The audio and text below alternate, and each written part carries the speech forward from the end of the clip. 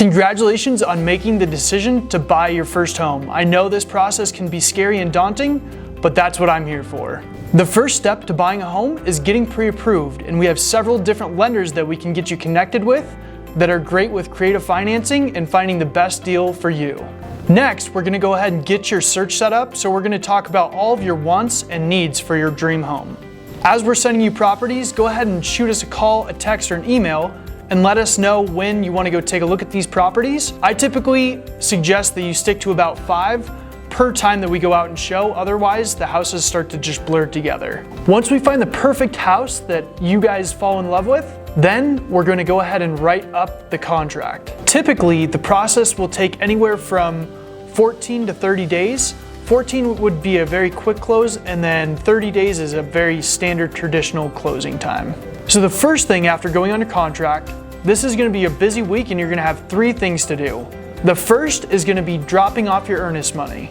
The earnest money is typically about 1 to 2% of the purchase price, and that's going to be turned into the title company that the seller picks out. And we'll explain to you how much and which title company that'll be at. The second is going to be your inspection.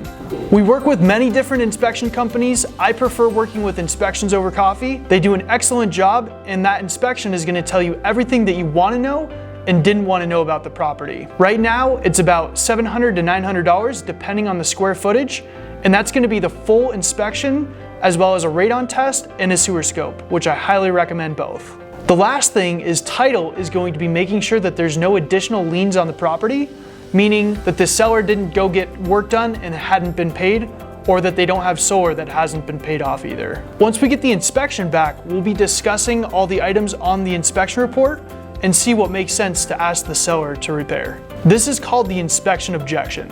As we're looking at properties, we're going to be looking at anything that may come up on the inspection report.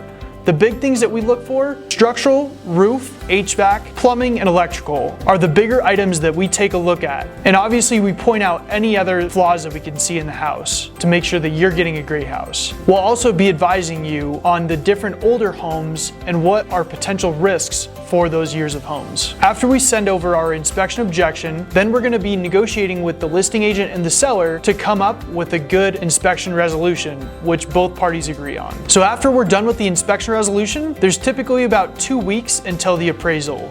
The appraisal is typically anywhere from 12 to 18 days after going under contract, and what the appraisal is the lender is going to send out an appraiser to get a value of the property. The amount that the appraiser comes up with is the amount that the lender is willing to lend to you for that property. After the appraisal, it's pretty much smooth sailing until we get the clear to close from the lender. Now that you've got the clear to close, you're going to get your final settlement statement from the title company and the lender, and this is going to show how much to wire for your closing costs. I always recommend to make sure that you get the wire transfer done about 1 or 2 days before closing. Next will be the final walkthrough, and we do this either the day before or the day of closing. The final walkthrough is just to make sure that the property is in the same condition that it was when we did the showing and the inspection. Finally, it's the fun part.